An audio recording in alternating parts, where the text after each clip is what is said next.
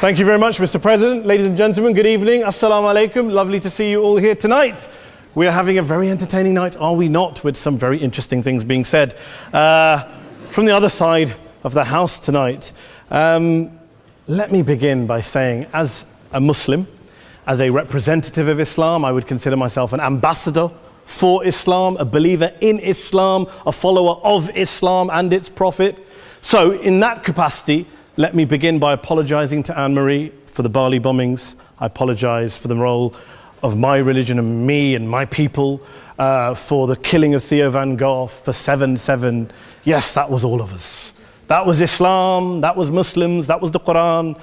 I mean, astonishing claims to make in the very first speech tonight, on a day like today, where the Conservative Prime Minister of the United Kingdom is having to come out and point out that these kind of views are anathema. And I believe you're trying to stand for the Labour Party to become an MP in Brighton.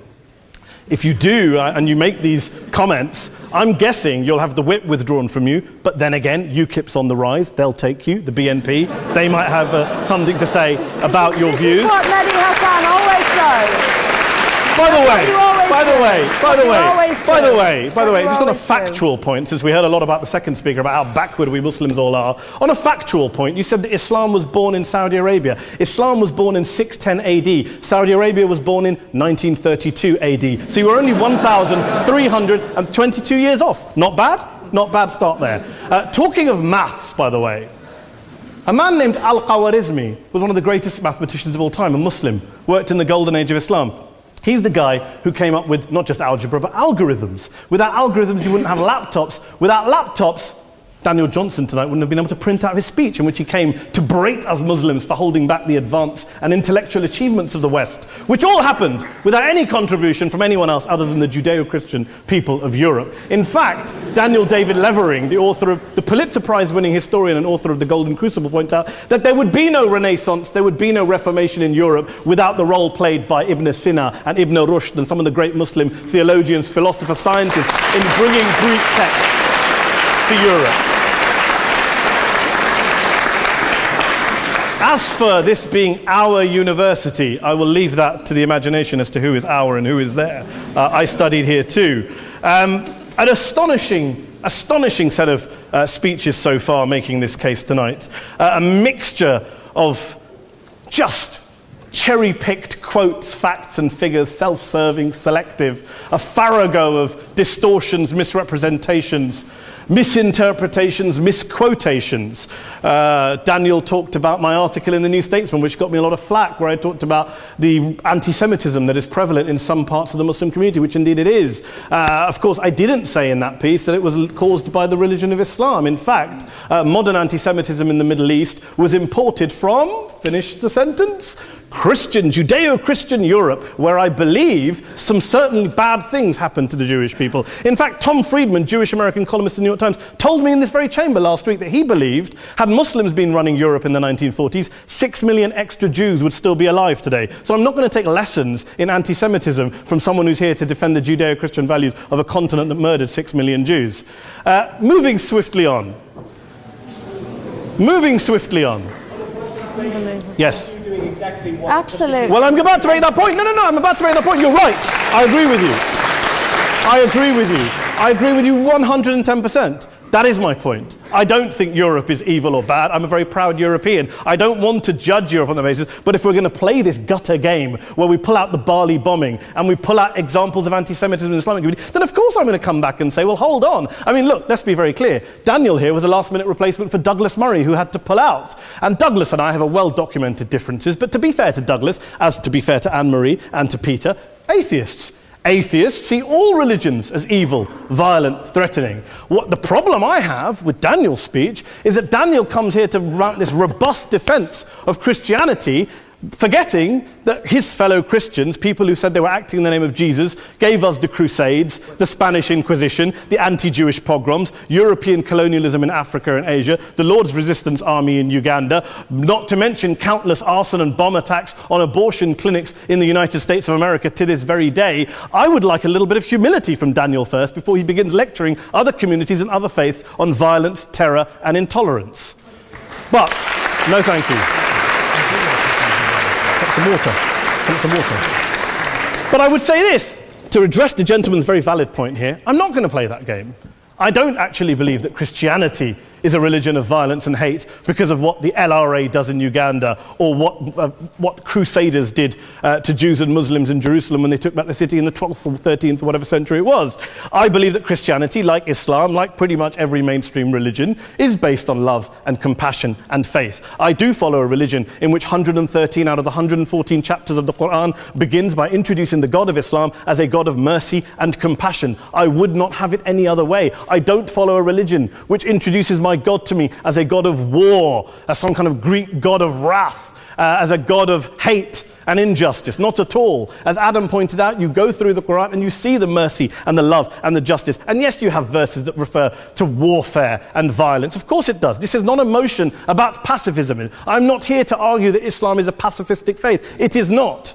Islam allows military action, violence in certain limited contexts. And yes, a minority of Muslims do take it out of that context. But is it religious? We talked about Woolwich.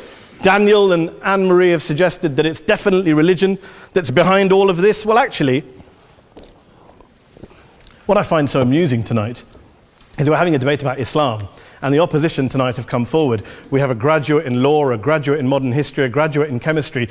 And, you know, I admire all of their intellects and their abilities, but we don't have anyone who's actually an expert on Islam, a scholar of Islam, a historian of Islam, a speaker of Arabic, even a terrorism expert or a security expert or a pollster, let alone to talk about what Muslims believe or think. Instead, we have people coming here, putting forward these views, putting forward these sweeping opinions. Listen to Professor Robert Pape of the University of Chicago, one of America's leading terrorism experts, who, unlike our esteemed opposition tonight, studied every single case of suicide terrorism between 1980 and 2005, 315 cases in total. And he concluded, and I quote, "There is little connection between suicide terrorism and Islamic fundamentalism or any of the world's religions. Rather, what nearly all suicide terrorist attacks have in common is a specific secular and strategic goal to compel modern democracies to withdraw military forces from territory that the terrorists consider to be their homeland."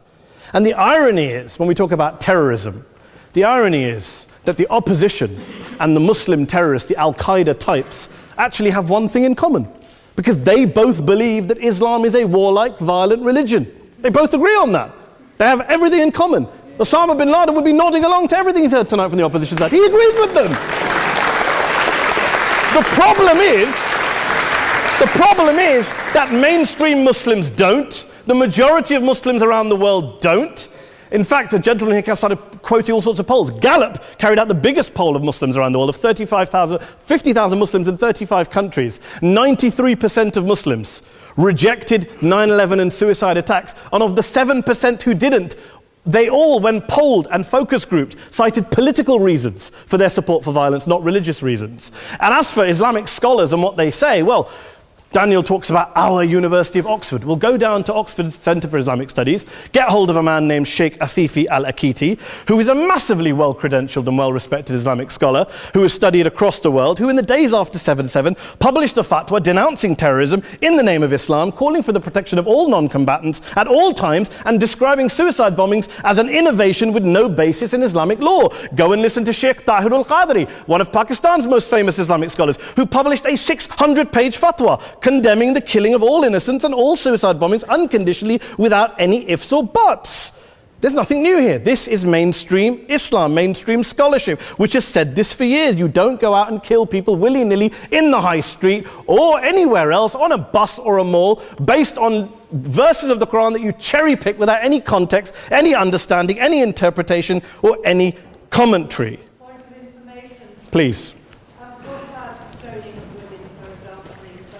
Well, it doesn't happen apparently.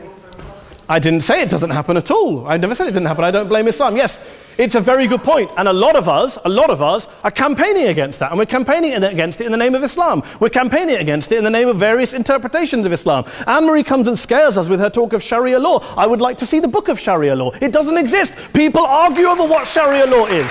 And you empower the extremists by saying there is only one version. You empower them all. I don't believe you took any interruptions, Anne-Marie, so I think you should stay there for a moment. Several countries. Here's what we're dealing with. Here's what we're dealing with.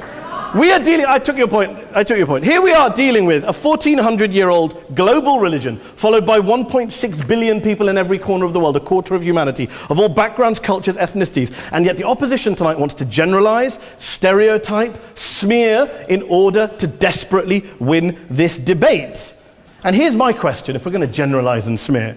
If, okay, people say yesterday's bombers, and we've got to be careful, there's a trial going on, were yesterday's attackers, motivated by Islam? Big debate. I don't believe they were. Let's say they were. Let's say Faisal Shahzad, the Times Square bomber, was motivated by Islam. Let's assume, for sake of argument, that Richard Reeves, the shoe bomber, was motivated by Islam.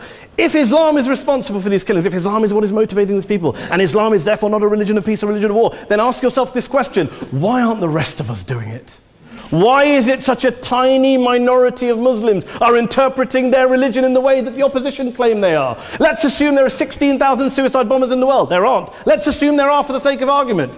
That's 0.001% of the Muslim population globally. What about the other 99.99% of Muslims who the opposition tonight either ignore or smear? The reality is that the rest of us aren't blowing ourselves up tonight. The reality is that the opposition came here tonight not worried about the fact that me and Adam might pull open our jackets and blow ourselves up tonight because we're followers of a warlike warrior religion which wants to take over Europe and Daniel's university. The issue is this. The issue is this. Unless the opposition can tell us tonight, and Peter Atkins is here, one of our great atheist intellectuals, can tell us tonight, can answer this question tonight: why don't the vast majority of Muslims around the world behave as violently and aggressively as a tiny minority of politically motivated extremists? Then they might as well give up and stop pretending they have anything relevant to say about Islam or Muslims as a whole. Ladies and gentlemen, let me just say this to you. Think about what the opposite of this motion is.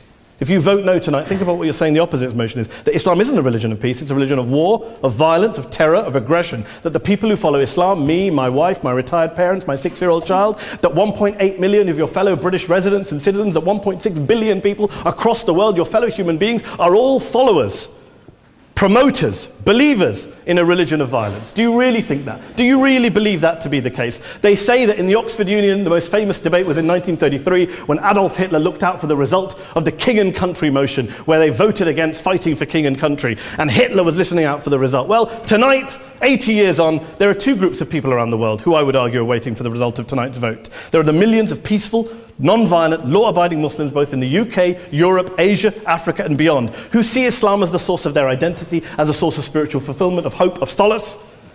And there are the phobes, the haters, the bigots out there who want to push the clash of civilizations, who want to divide all of us into them and us and ours and their. Ladies and gentlemen, I urge you all not to fuel the arguments of the phobes and bigots. Don't legitimize their divisions. Don't legitimize their hate. Trust those Muslims who you know, who you've met, who you hear, who don't believe in violence, who do want you to hear the peaceful message of the Quran as they believe it to be taught to the majority of Muslims, the Islam of peace and compassion and mercy, the Islam of the Quran, not of Al-Qaeda. Ladies and gentlemen, I beg to propose this motion to the House. I urge you to vote yes tonight. Thank you very much for your time.